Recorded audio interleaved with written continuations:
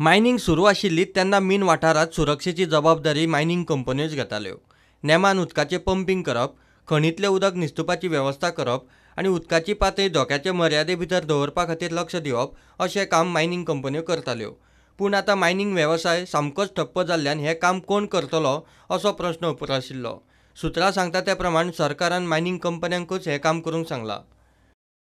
Mining कंपन्यांनी जर सुरक्षेची जबाबदारी घेवंक ना जाल्यार सरकारान खंय पर्यायी वेवस्था केल्या म्हूण सुत्रां सांगतात।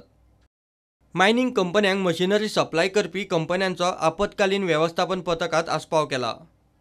ह्यो कंपन्यो आपतकालीन वेवस्थापन पथकाक मीन वाठारांत सुरक्षेची पावलां उखलूंक आदार करतली। WRD आनी PWDची 2 आपतकालीन वेवस्थापन पथकां केल्यात। तांकां 24 लाख रुपया दिल्यात।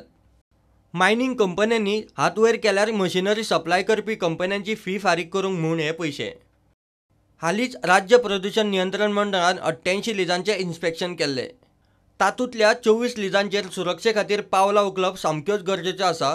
56 लिजांचेरूय उपाय करूंक जाय म्हूण तांणी मीन खात्याक रिपोर्ट दिला। प्रुडंटा खातीर सिनियर रिपोर्टर महेश घाडी आनी तुकाराम मराठे।